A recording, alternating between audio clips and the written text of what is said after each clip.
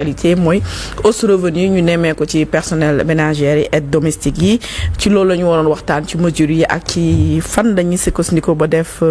hausse bi aussi ak ci critères yu mettre en avant pour mun a am li nga xam ne mooy yokkute bi ngi nemmee ko ci ñi nga xam ne mooy aide domestique yi malheureusement ñëwul il nous avait confirmé sa présence donc peut-être que dans la semaine dinañ ko fi recevoir donc mais n'empêche on va comme on le dit les rendez-vous à la télé dañ koy respecté Ayoba maa ngi la nuyu tey nañ jéem a décrypter maag yow ak Issa ci kanam li nga xam ne moom moo gën a fës ci tey ak démb ci journée bi.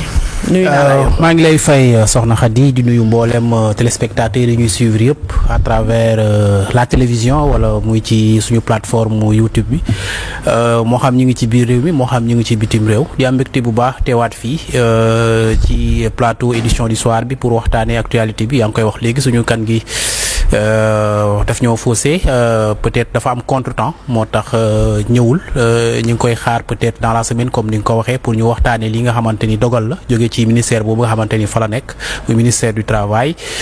bi nga xamante ni dañoo génne arrêté démb pour yokk salaire ñi nga xamante ni ñoom la ñu wax ñoom la ñu tuddee ay domestique de maison mais n'empêche comme ni nga ko waxee léegi man yow ak Issa bi nga xamante ne dinañu fekk si léegi bu paree ci réalisation bi muy def waxtaanee actualité bi yeneen poñ yoo xamante ni jot nañ ko fee am diggante démb ak tey te mu soxal actualité nationale bi ak internationale bi. d'accord comme ni nga waxee Ayoba ci actualité boobu sax la ñuy xuusandi nga xam ne presse bi jamono ji taxaw nañu temb di ñaaw li nga xam ne mooy décision du ministère de la communication xam dafa am presse yi wala je veux dire yenn organes wala yenn quotidiens yi nga xam ne nekkuñu en règle ils n'ont pas été sélectionnés xam ne ils sont plus de 300 dañuy wax ne léegi dootuñ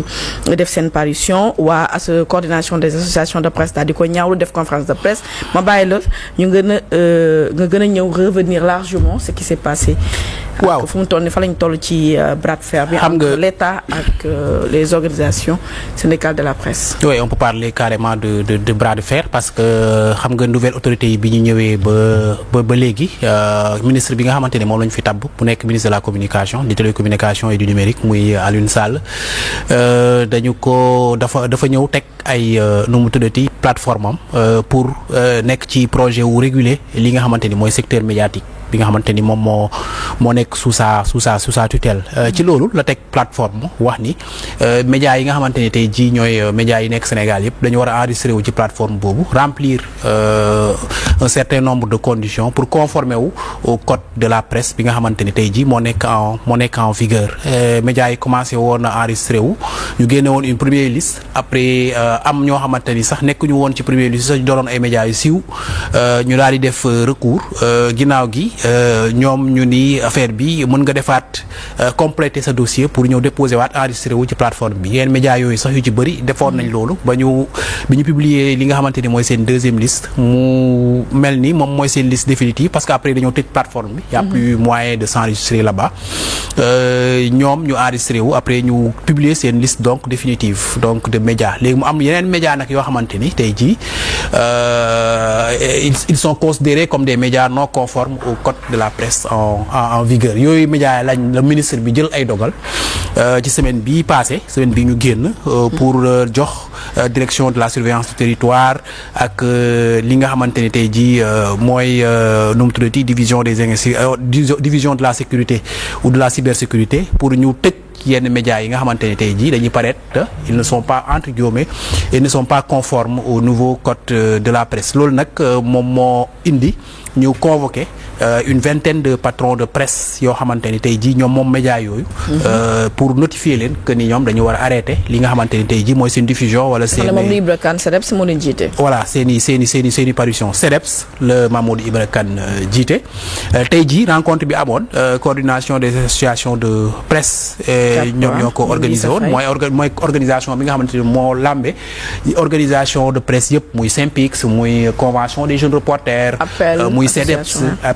appel ak ñeneen yëpp yi nga xamante ni daal organisation la jëm ci wàllum presse ci dugg nañ ci wàllum cap boobu léegi nag ñoom li leen yëkkati mooy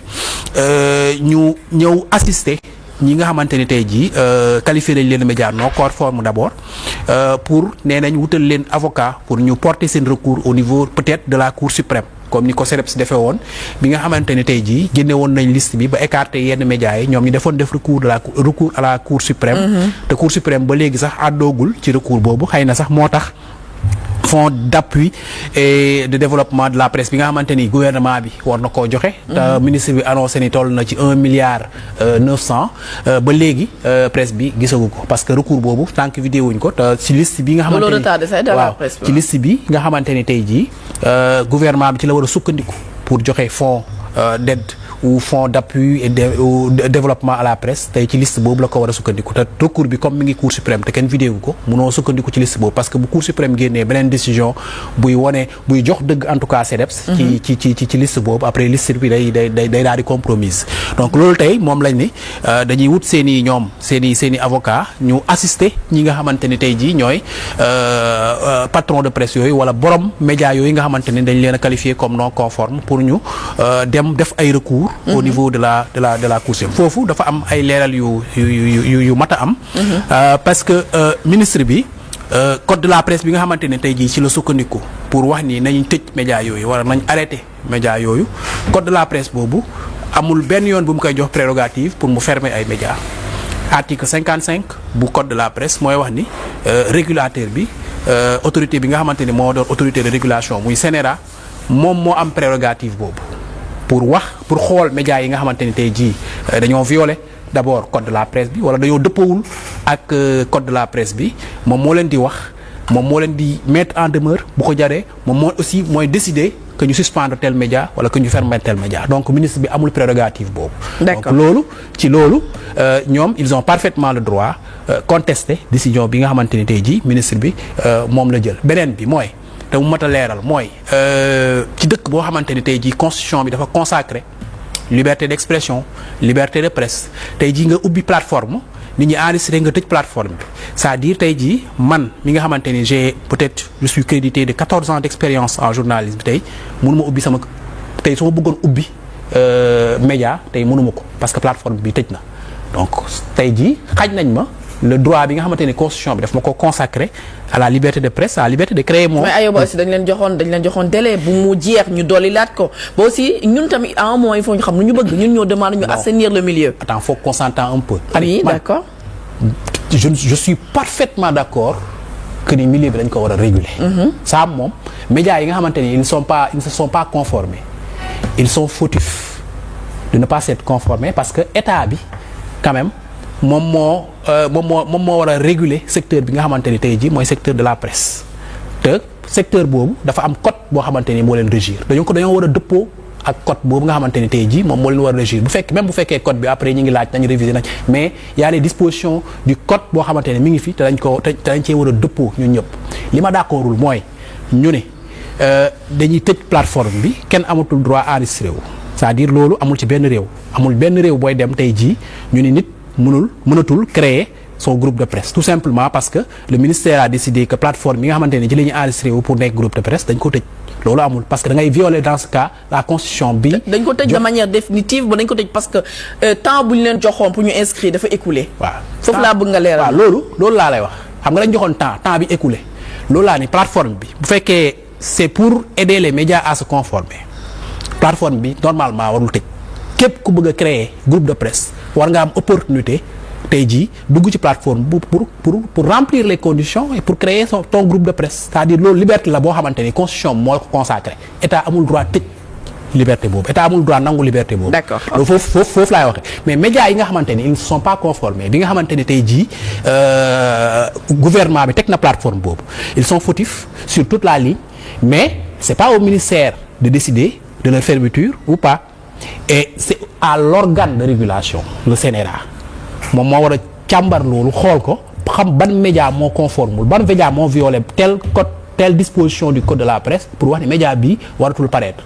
am na ay dispositions 178 D'accord. code de la presse yoo xamante ne boo ci sukkandikoo dañu wax lan mooy yell ci média boo xamante ni tey jii nekkul en règle. D'accord. Alors métaphore bi ñu jël bu ñu demee wax ne la presse sénégalaise aujourd'hui ressemble à un George Floyd étouffé par les institutions censées la protéger. Est-ce que xalaatoo ne c'est un peu fort cette métaphore? bon xam nga parce que loolu dafa mel ni là on se regarde en chaîne faïence. waaw non xam nga yaa ngi wax léegi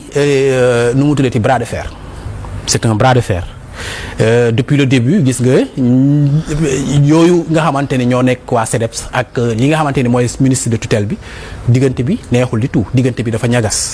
donc soo nekkee ci bras de fer après tu peux utiliser les termes pour surenchérir les termes pour def